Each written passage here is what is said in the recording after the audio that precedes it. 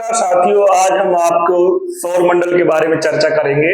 सौर मंडल के ऊपर चर्चा करने से पहले मेरे इस वीडियो को लाइक, सब्सक्राइब, फॉलो कर दीजिएगा। आइए चर्चा करते हैं सौर मंडल के बारे में। देखो, एक कहानी के रूप में लेते हैं सौर मंडल को हम। प्रारंभ में एक पिता होता है। यहाँ पे पिता की भूमिका कौन अदा कर रहा है? सूर्य। और पिता के पुत्र हुए। पिता के क्या हुए? पुत्र। देखो, मैं प्रारंभ से ले रहा हूं। पिता के 9 पुत्र हुए। कितने पुत्र हुए? 9। तो इसी प्रकार में लेके चल रहा हूं आपको पिता के 9 पुत्रों के रूप में।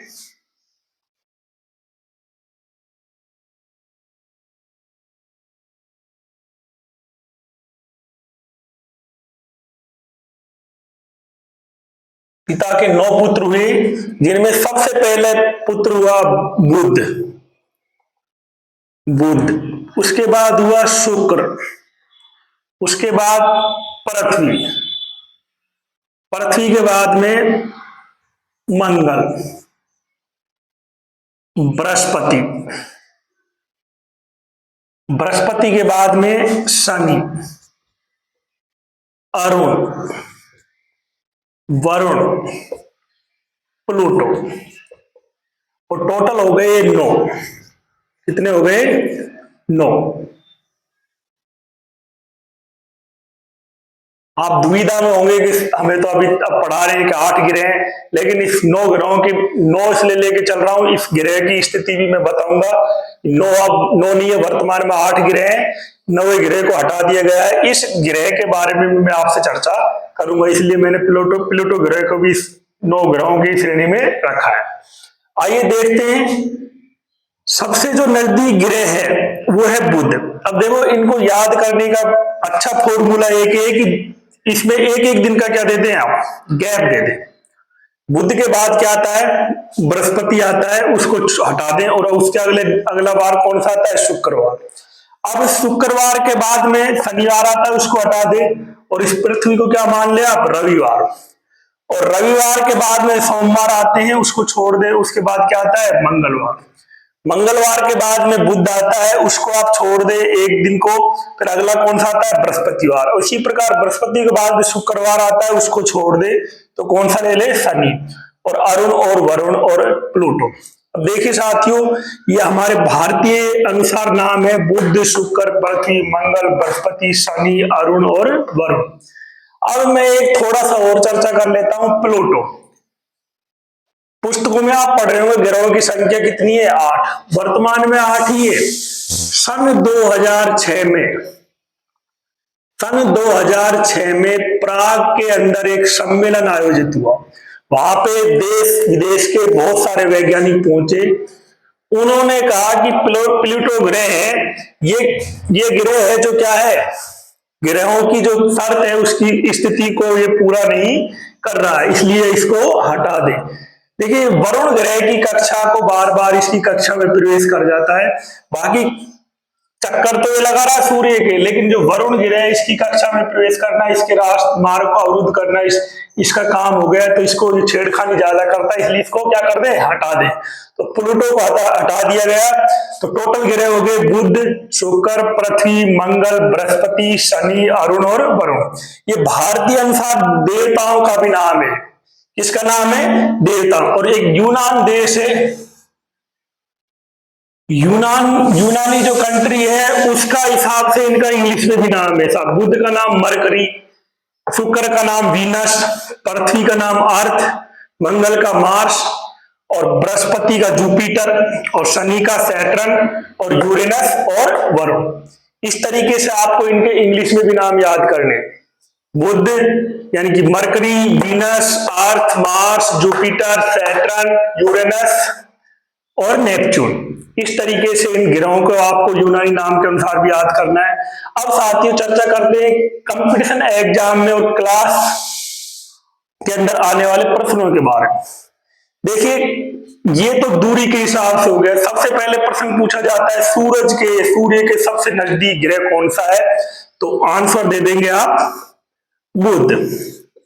सबसे नजदीक सूर्य के सबसे नजदीक ग्रह कौन सा है? तो सीधा सा आपको पता होगा नजदीक कौन सा है? बुध। तो उसके हिसाब से हम बुध दे देंगे। और अगर जो कहें दूरी के आधार पे सूरज से दूरी के आधार पे कौन सा ग्रह है, तो आंसर आ जाएगा वरुण। अगर नजदीक से पूछे तो बुध आएगा, और दूरी के हिसाब से पूछे तो कौन सा आएगा? वरुण। आइए साथियों चर्चा करते हैं। देखिए 4 ग्रह इधर और 4 ग्रह उधर, मैं बीच में एक छोटी सी सीमा रेखा बना देता हूं। देखो 1 2 3 4 यानी बुध शुक्र पृथ्वी मंगल, इनको आंतरिक ग्रहों में लिया गया है। कौन से ग्रह में लिया गया है? इसको आंतरिक ग्रह में। इसी प्रकार 5 6 7 8 बृहस्पति शनि अरुण और वरुण, इनको बाह्य ग्रहों की श्रेणी में लिया गया है। कौन सी श्रेणी में लिया है? बाह्य ग्रहों की। आप प्रश्न पूछा जाता है आंतरिक ग्रह कौन से हैं, तो सीधा सा आंसर दे देंगे आप बुध शुक्र पृथ्वी मंगल, और बाह्य ग्रह की स्थिति में लेंगे तो बृहस्पति शनि अरुण और वरुण। अभी हमने चर्चा की कि दूर कौन सा है, नजदीक कौन सा? नजदीक बुध हो गया, दूर कौन सा? अब बात करते हैं सबसे बड़ा और सबसे छोटा। देखिए सबसे बड़ा ग्रह आकार के आधार पे, सबसे बड़ा ग्रह किसके आधार पे? आकार के आधार पे। तो आपको बता दें सबसे बड़ा ग्रह कौन सा है? बृहस्पति। कौन सा ग्रह है? बृहस्पति। अब लॉजिक सी बात है, सबसे छोटा ग्रह कौन सा होगा? देखो सूरज ये बहुत ही ताप उष्मा देता है, और ये जैसे आप कोई पेड़, मान लो एक पेड़ खड़ा है, क्या खड़ा है? पेड़ खड़ा है, और अगर ज्यादा गर्मी होगी तो इसकी क्या होगी? टहनियां गल जाएगी। और इस सूरज के नजदीक कौन सा था? बुध था, नहीं है? तो बुध के आसपास का इलाका ऐसे गर्मी के कारण क्या होगा? चिपट गया या चपटा बन गया। तो सबसे छोटा ग्रह, सबसे बड़ा ग्रह बृहस्पति और सबसे छोटा ग्रह, तो ये हो गया बुध ग्रह। तो इस तरीके से हमारे लिए इंपॉर्टेंट क्वेश्चन बन गए। सबसे बड़ा ग्रह बृहस्पति और सबसे छोटा ग्रह बुध ग्रह। अब आइए साथियों लेके चलते हैं, ये बड़े छोटे की बात कर रहे हैं। अब एक प्रश्न यहाँ पे ये भी उठता है साहब, सबसे गर्म ग्रह कौन सा है? देखो सब अगर प्रश्न इसके हिसाब से लेके चले तो कौन सा होना चाहिए? बुध। लेकिन यहाँ पे आपको याद रखना होगा सबसे गर्म ग्रह, सबसे गर्म ग्रह, तो आपको ये याद रखना होगा कौन सा ग्रह है? शुक्र ग्रह। कौन सा ग्रह है? शुक्र ग्रह। गर्म भी है ये। और एक प्रश्न उठता है, जब गर्म होगा तो क्या होगी इसमें? चमक। तो सबसे चमकीला ग्रह कौन सा है? चमकीला ग्रह, सुंदर ग्रह। कई परिभाषा बन जाती है इस ग्रह के बारे में। चमकीला ग्रह, सुंदर ग्रह, तो कौन सा होगा? शुक्र।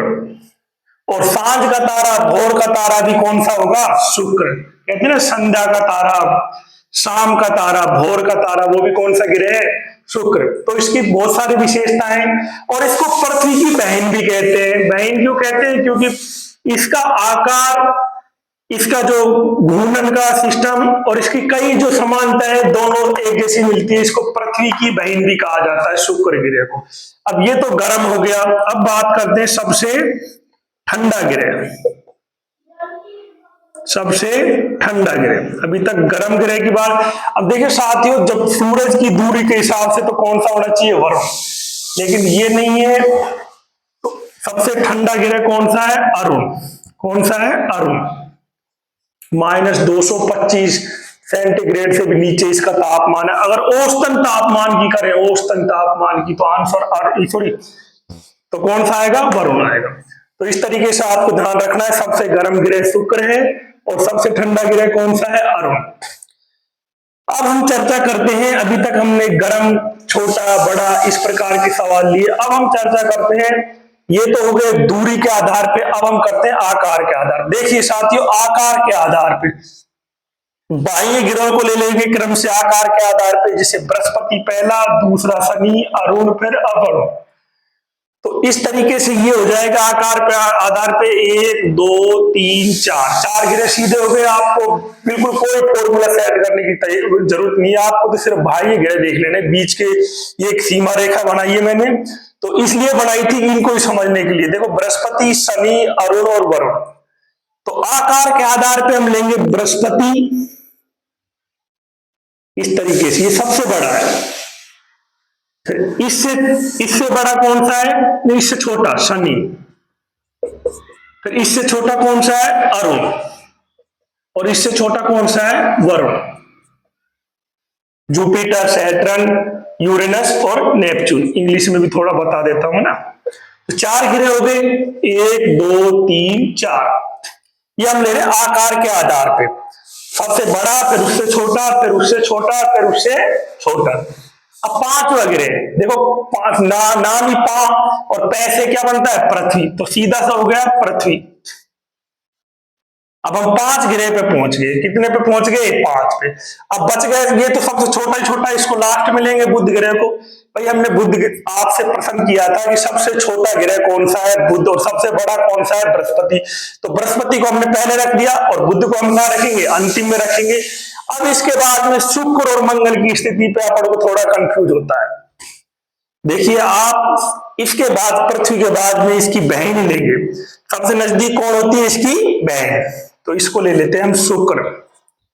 कौन सा लेते हैं? शुक्र। और फिर इसके बाद में बच गया कौन सा? मंगल। और फिर बच गया कौन सा? बुध। लास्ट में अंत में बच गया इसका बुध। देखिए अब वही बृहस्पति, शनि, अरुण, वरुण, पृथ्वी, शुक्र, मंगल और बुध। 8 ग्रह हो गए, सबसे बड़ा और सबसे छोटा। अगर अपन उल्टा लेते हैं विपरीत, सबसे छोटा बुध, फिर मंगल, शुक्र, पृथ्वी, वरुण, अरुण, शनि और बृहस्पति, तो हम उधर से भी ले सकते हैं और बड़े से छोटे की ओर चलते हैं, छोटे से बड़े की ओर। इस तरह आकार के आधार पर इस प्रकार की श्रृंखला बढ़ेगी। आइए साथियों, और थोड़ा सा एक चर्चा कर लेते हैं। हाँ, हम इसके बारे में चर्चा कर लेते हैं। देखो, मैं इनके जो परिक्रमण काल की जो अवधि है उसके बारे में अगले वीडियो में बताऊंगा विस्तार पूर्वक। अभी हम मेन पॉइंटों पे आ जाते हैं। देखिए, इनके रंगों के आधार पर वो ले लेते हैं। इसके आधार पर ले लेते हैं रंगों के आधार। बुध और शुक्र, इसका अभी कोई कलर के बारे में हमको अच्छे तरह पता नहीं है, लेकिन पृथ्वी के बारे में हाँ इतना पता। देखो पृथ्वी है, आपने पढ़ा होगा पृथ्वी के 71% भूभाग पर, कितने प्रतिशत भूभाग पर? 71% भूभाग पर जल है। क्या है? जल। और 29% भूभाग पर क्या है? स्थल है। तो आपने सीधा सा आपका अनुभव किया होगा, आप पानी को दूर से देखते हैं तो कैसा दिखाई देता है? नीला। कैसा दिखाई देता है? वो नीला। इसलिए पृथ्वी को नीला ग्रह भी कहा गया है। कैसा ग्रह कहा गया है? नीला ग्रह। और एकमात्र ग्रह है जिस पर जीवन पाया जाता है। क्या पाया जाता है? जीवन। देखो, हम रहते हैं पृथ्वी पर और हम जीव जंतु की श्रेणी में आते हैं, तो पृथ्वी पर क्या पाया जाता है? जीवन। मंगल ग्रह, देखो नाम ही है मंगल, और मंगलवार किसका होता है? हनुमान जी का वार। और मंगल ग्रह, हनुमान जी का वार। हनुमान जी कैसे कपड़े पहनते हैं? लाल कपड़े पहनते हैं। तो सीधा सा फंडा इसका हो गया। ये कौन सा ग्रह हो गया? लाल। इसका रंग कैसा हो गया? लाल। इसको लाल ग्रह कहते हैं। और इधर आयरन ऑक्साइड पाया जाता है। और आयरन ऑक्साइड की खासियत ये है, पानी से क्रिया करके ही ये क्या बनता है? लाल। तो यहाँ पे संभावना तलाशी गई है कि यहाँ पर भी लगभग हो सकता है, यहाँ पे क्या मिल सकता है? जीवन मिल सकता है।